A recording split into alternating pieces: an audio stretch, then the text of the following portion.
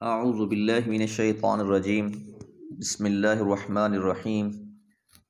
الذین یبخلون ویأمرون الناس بالبخل ویکتمون ما آتاہم اللہ من فضلہ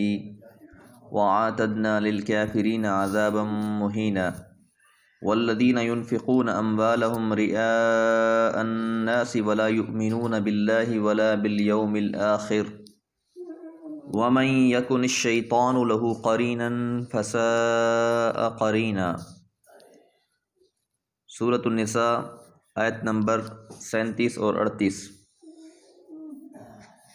گزشتہ آیت میں اللہ تعالیٰ نے حقوق بیان فرمائے رشتہ داروں کے، پڑوسیوں کے، والدین کے۔ اب اس آیت مبارکہ میں اللہ فرما رہے ہیں الذین، جو لوگ یبخلون، بخل کرتے ہیں، کنجوسی کرتے ہیں، وَيَأْمُرُونَ النَّاسَ، اور حکم دیتے ہیں لوگوں کو، بالبخل، کنجوسی کا، وَيَكْتُمُونَ،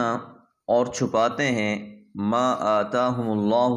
جو عطا کیا ہے، جو دیا ہے ان کو اللہ تعالیٰ نے، من فضلہ، اپنے فضل میں سے۔ یعنی بخل ایک رذیلہ صفت ہے اور اس کی یہاں مذمت بیان کی جا رہی ہے کہ بخیل کے لیے حدیث مبارکہ میں آتا ہے کہ اللہ کے رسول نے فرمایا، اللہ تعالیٰ 2 فرشتے مقرر فرما دیتے ہیں روزانہ۔ ایک فرشتہ یہ دعا کرتا ہے اللہم اعطِ منفقا، یا اللہ جو شخص خرچ کرنے والا ہے تو اس کو مزید عطا فرما۔ اور دوسرا فرشتہ یہ کہتا ہے کہ مالک اس شخص کا مال تلف کر دے جو شخص بخل کرنے والا ہے، بخیلی کرنے والا ہے۔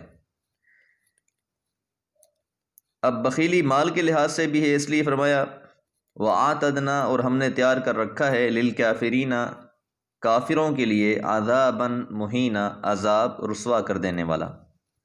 اب یہاں پر لفظ کافر استعمال ہوا ہے، ایسے لوگوں کے لیے ہے، کیونکہ کافر کا لفظی معنی بھی ہے چھپانے والا، کہ وہ حق بات کو چھپاتا ہے، اس کو تسلیم نہیں کرتا۔ تو اب ایسا شخص بھی جس کو اللہ نے مال دے رکھا ہے اور وہ اپنے مال میں بخل کرتا ہے، تو ایسا شخص بھی کیونکہ چھپانے والا ہے تو اس لیے اس کے ساتھ وہی صفت بیان کر دی گئی ہے کہ بخیل اللہ کی نعمت کو چھپانے والا ہوتا ہے۔ اور بعض سلف نے اس آیت سے بخل سے لفظ سے یہودیوں کے بخل پر بھی محمول کیا ہے، یعنی وہ مراد لیا ہے جو رسول اللہ صلی اللہ علیہ وسلم کی صفات اور علامات کو لوگوں سے چھپاتے تھے، یعنی نبی مہربان صلی اللہ علیہ وسلم کی جو علامتیں ان کی کتابوں میں، تورات میں موجود تھیں، وہ لوگوں سے چھپاتے تھے، ان کو بیان نہیں کرتے تھے۔ تو بخل انتہائی بری عادت ہے، چاہے وہ مال کے لحاظ سے ہو یا چاہے وہ علم کو چھپانے کے لحاظ سے ہو، دونوں ہی مذموم ہیں اور دونوں ہی کا ٹھکانہ بہت برا ہے۔ اور بخیل شخص نہ تو اپنی ذات پہ خرچ کر سکتا ہے، نہ ہی دوسروں پہ خرچ کر سکتا ہے، اور نتیجہ یہی نکلتا ہے کہ اس کا مال جو ہے وہ وہیں رہ جاتا ہے اور وہ اپنی ذات پر بھی اسراف خرچ کرنے سے محروم رہتا ہے۔ والذین، اور جو لوگ، ینفقون، خرچ کرتے ہیں، اموالہم، اپنے مال کو، رئاء الناس، لوگوں کے دکھلاوے کے لیے۔ پہلے بخل کی مذمت، اب یہاں دکھلاوے کی مذمت۔ ایک شخص مال خرچ تو کر رہا ہے لیکن مقصود رضائے الہی نہیں ہے، اللہ کی رضا کے لیے وہ یہ کام نہیں کر رہا، بلکہ مقصود دکھلاوا ہے، دکھلاوے کے لیے وہ کام کر رہا ہے۔ تو یہ بہت بری عادت ہے، اور ایک حدیث مبارکہ میں آتا ہے کہ رسول اللہ صلی اللہ علیہ وسلم نے فرمایا کہ 3 آدمیوں کو سب سے پہلے آگ میں جھونکا جائے گا، ان میں ایک ریاکار عالم جو دکھلانے کے لیے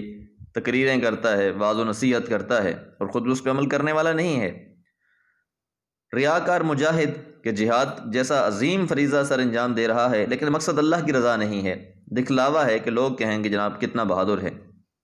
اور تیسرا شخص ریاکار سخی، جو سخاوت تو کرتا ہے، لوگوں کے درمیان مال تقسیم کرتا ہے،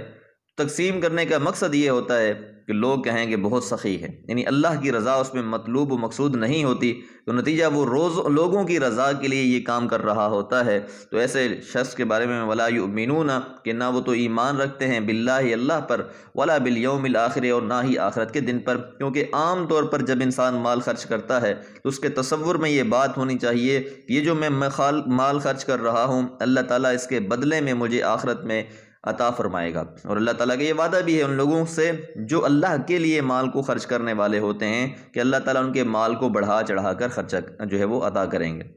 یہاں ایک بات اور ملحوظ خاطر رہنی چاہیے کہ جو فرائض ہیں، فرضی مال ہے جسے ہم زکوٰۃ کا مال کہتے ہیں، تو اس کے بارے میں اہل علم کی رائے یہی ہے کہ وہ اعلانیہ طور پر دینی چاہیے اور بتا کر دینی چاہیے کہ یہ زکوٰۃ کا مال ہے، اور بتا کر اس لیے تاکہ باقی لوگوں کو پتہ ہو کہ یہ فریضہ ہے جو اس نے انجام دیا ہے۔ جس طرح ہم فرض نماز کو سب کے سامنے پڑھتے ہیں، اور نفلی نماز کے لیے بہتر یہ ہے کہ اسے گھر میں پڑھا جائے، تو اسی طرح جو